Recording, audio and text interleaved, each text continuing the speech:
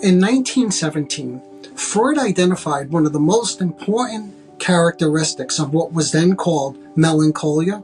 Today we would refer to this as major depressive disorder, and that was a hidden self-criticism.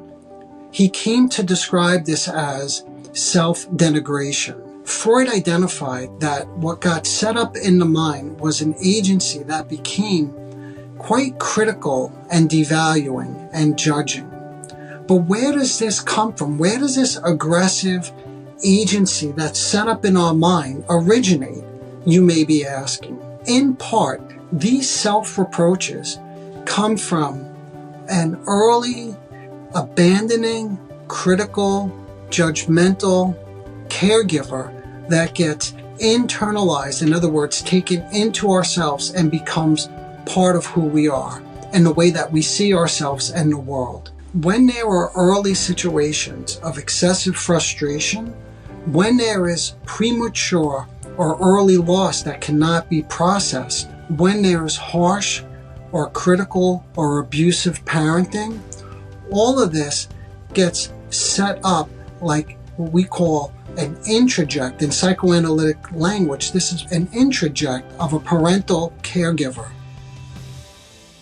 These introjects are felt to be persecutory in nature. In later life, the theory goes that depression is thought to be a struggle with these internal imagos, basically images of these parental critical figures. But it must be noted that since this imago or this introject is now part of you, you may not even be aware of the way that you talk to yourself and the way that you treat yourself in such a harsh way. In other words, you really come to believe that you have done or that you are bad.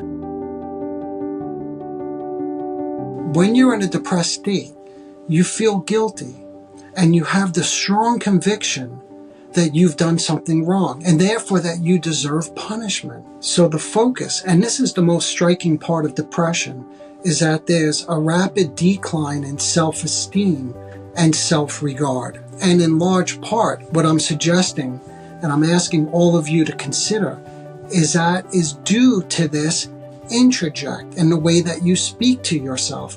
I am bad. I must be feeling this way because I'm lazy, or I'm stupid, I'm ugly, I'm fat, I'm not popular enough. I think you get the point. When we have these really painful feelings, we tend to withdraw from society.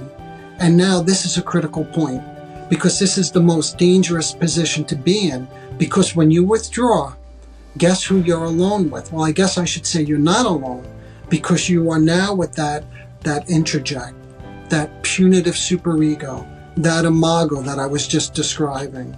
The severity of this ruthlessness, this inner critical voice, is something that is very common amongst almost all the patients that I treat with depression.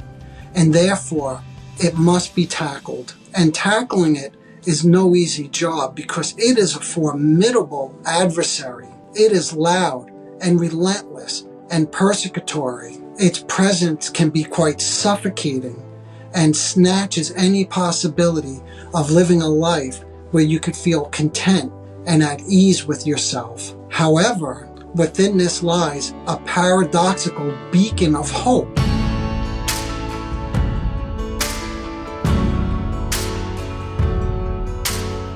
The very intensity of this voice exposes itself. In other words, it becomes quite conspicuous to a discerning ear, offering a pathway to treatment and transformation. If you're working with a trained and experienced psychotherapist, this is where the most progress on your depression can be made. It may seem strange to believe this, but even if you're aware of this critical voice, this is what we call egosyntonic. In other words, you buy into it. You believe it must be true. But through the lens of awareness and introspection, this voice can begin to be combated and questioned and tackled, like I mentioned earlier. Through introspection, you can become more aware that this voice resembles the voice of earlier important authority figures in your life. In other words, this isn't just your voice. When your convictions of badness, unlovability, and guilt are called into question, this offers now the hope for lasting change. With each moment of introspection, this self-critical voice begins to diminish, replaced by a newfound sense of self-compassion and resilience. This is probably a very different way for you to think about depression, but I'm curious to know, what are your thoughts and reactions? Please leave a comment below and let me know what you're thinking.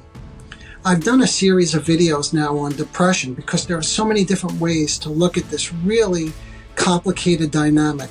I'll link them in the show notes below. But we have to stop there for today. Okay, bye for now.